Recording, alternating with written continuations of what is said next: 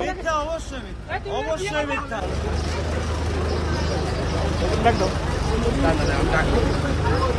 Nobel ভাই, Nobel ভাই, ভাই কিছু বলবেন? নোবেল ভাই কই? নোবেল বলো, কিছু বলো। মিস ইউ ভাই, বলো বলো। Miss you, miss you. আরে ইয়া বলো, কিছু বলো। বলা মানে নাকি এক গাড়িতে এত নেওয়া, এত লোক নেওয়া ঠিক না।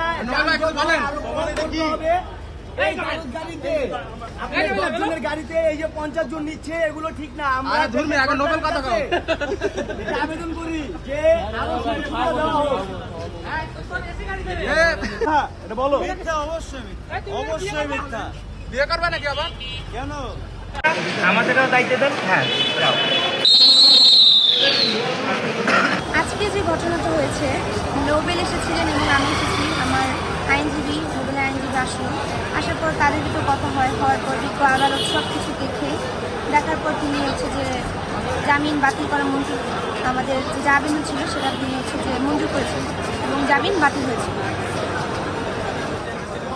নোবেলের বিরুদ্ধে আমার যে অভিজ্ঞতা, তার সাথে তো আমার সম্পর্ক ছিল অন্যরকম। তো সেখান থেকে তার সম্পর্কে অভিজ্ঞ অনেক বেশি এখন বর্তমানে। যখন সে আমাকে 24 তারিখে যখন আমরা একসাথে বের হয়ে যাই, তখন সে তার নিজের ভাড়া একটা বাসাতে নিয়ে যাওয়ার পরে সেখানে হচ্ছে যে কাবিনের কথা বলা হয়েছিল। যেহেতু কোর্টে হচ্ছে যে কাবিনের যে রেজিস্ট্রির কাগজ ছাড়া হচ্ছে যে কোর্ট কখনো বিয়ে দেখে, তখন সে বলেছে আচ্ছা এটা করবো, তুমি চলো আমরা যাই, আমরা রেস্ট নিয়ে তারপর করি। ওকে ফাইন, আমি যাই। তার সাথে যাওয়ার পরে সে আমাকে একটা অচেনা রুমে নিয়ে যাওয়ার পরে বলে কি তুই জিজ্ঞাসা, তোমার সাথে কথা আছে। তখন হচ্ছে যে নোবেল নিজের ক্ষোভ রাগ ছাড়তে থাকে যে তুমি আমাকে কেন মামলা দিয়েছো, আমাকে কেন মামলা দিলে, আমাকে কেন তুমি ধরালো, এইরকম বলে হচ্ছে যে মারধর শুরু করে।